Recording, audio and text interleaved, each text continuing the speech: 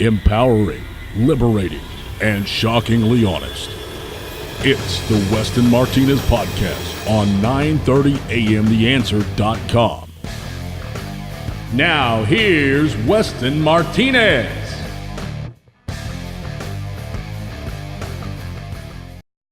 Ladies and gentlemen, thanks for tuning into the Weston Martinez Show. There's so much going on today. We want you to be involved and know what's happening. And we want to talk about something that happened over the last couple of weeks. It was very interesting that what's been happening on the national scene when it comes to the whole Hillary versus somebody on the Republican side.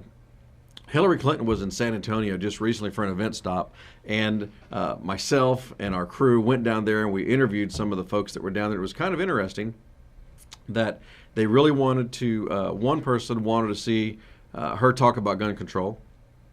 Another person was concerned about some other issues, but they really wanted to see how she was going to be on that. And then it was interesting to us that as the event opened, these same people came back up to us afterwards and told us how they were very disheartened and how was she going to get the support of the people whenever they were not allowed to be in her event. And these people went out of their way to tell me that as soon as they'd heard about this event coming to San Antonio, that they RSVP'd for it and had tickets and everything in hand and had been waiting for a month or two for the event to take place, and only to find themselves shut out, which at the end of the day is what a lot of people are going to feel like if Hillary Clinton were to win the nomination, which we're sure that she will, but also if she were to win the presidency, which I'm quite sure that she won't, now that Joe Biden is certainly not running. So when you look at that, if you analyze that and you stop to think about, Hillary Clinton and Bill Clinton, their overall ascent into the political arena, how they have mastered the ability to reinvent themselves, there's not very many people in this business that are able to do that. So as we look at Hillary moving forward in these areas, she's taking great strides. And in San Antonio, the event, when it came out of the event, the media reported that there were thousands of people at this event. Ladies and gentlemen, I was there firsthand. There was not any more than 600 people, and that's inside and outside. So the little covering that they were under, you could have only stacked about 40 people deep and maybe, 20 people, 25 people wide. So it was a little bit of a rectangular shape. So it's quite interesting that the media really has this love affair with Hillary Clinton. And on the other side, the media, we have Donald Trump and Ben Carson and Ted Cruz really rounding out the top three. And it's pretty interesting to see how Donald Trump, who was being very critical of folks in the media, saying to Megyn Kelly, as an example, critical to her on saying, you should be much nicer to me. I've always been nice to you, okay? You should be nice to me, and in his way. But it's very interesting that now that the heat's been turned up, and that in one of the national polls this week, we found that Ben Carson is actually leading Donald Trump, with Ted Cruz, again, continuing to build momentum at the right time. So Cruz not peaking early, which is very, very key to presidential victory in your nomination, prospective nomination. But now you have Donald Trump attacking Ben Carson, attacking him on his super PAC monies. In fact, Donald Trump made a comment that Ben Carson should give back all the filthy money from his super PACs. So it's kind of interesting that the Don is now not playing by his own rules, because at the end of the day, the guy's going to change the rules whenever he wants to. So it's very interesting that he is now attacking his closest competitor.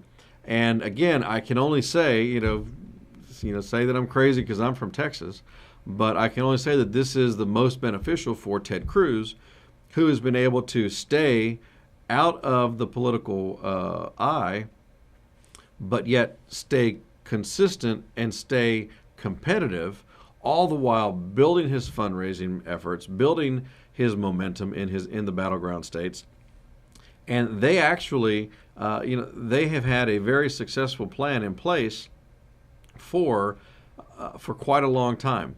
I don't want to give all the details, but it's that plan seems to be working really well. The people that are involved are people that have continued to be involved with him, so he doesn't have a new crew around him. And it's very interesting to watch how now, as I'm looking at something over here, you've got Donald Trump again just flipping out about Ben Carson. But what are we going to do? We've got a reality TV show star who's running for president. We've got a Surgeon General candidate in Ben Carson, who, by all stretches of anybody's imagination, certainly is the smartest guy on the stage when you're talking about upper level execution of different things in the medical field. And then you've got Ted Cruz, who really is a conservative that has exhibited poise under political pressure and has not buckled and has not wavered. So it's very interesting, the three different dynamics that we have. We have the rocket ship, we have Steady Eddie, and we have just crazy enough to make everybody excited in the race. But I think that's what makes for a great dynamic in this presidential debate. And tonight, they're going to have the presidential debate coming out, and it's going to be very interesting to see how they play up what's happening this week and how they're going to come out of this next presidential debate and how they're going to act now that the field is essentially diminishing through its own course and path. And don't be mistaken. If you live in the Super Tuesday Beltway, which Texas is now going to be part of the Super Tuesday voting arena, those states are going to have a major play on who is going to get the nomination. Sure, Iowa and New Hampshire, God bless you, you're going to play a big role and you're going to be an important factor. But based on the analysis that I'm looking at, whenever we get to Super Tuesday, that is, for all intents and purposes, that could be the day that the conservatives and the GOP determine who the nominee is going to be to face Hillary in the general election. So we need to make sure that you stay involved and stay engaged. Take the opportunity to share this message on Twitter, on Facebook. Ask people to join in, follow our YouTube channel. There's other topics that we're going to be talking about, and we're going to keep them kind of real short, real concise, and that way you can really be effective with your time and efficient with the information that we're giving you. And again, our goal as a whole is to go in here and actually make you have the ability to critically think on a higher level and be able to break down through the minutia and through the nonsense of what you see on just the headlines at the 5 o'clock and 10 o'clock news. Because if you can't break it down, then you're going to be led in the direction that the media wants you to be led in. So we want to encourage you to be involved, be engaged, and continue to push in and ask the tough questions. Get ready, because this is going to be an election of a lifetime, and it's awesome to bring this information to you guys on a regular basis so that we can together help to take back America. Thank you, and God bless.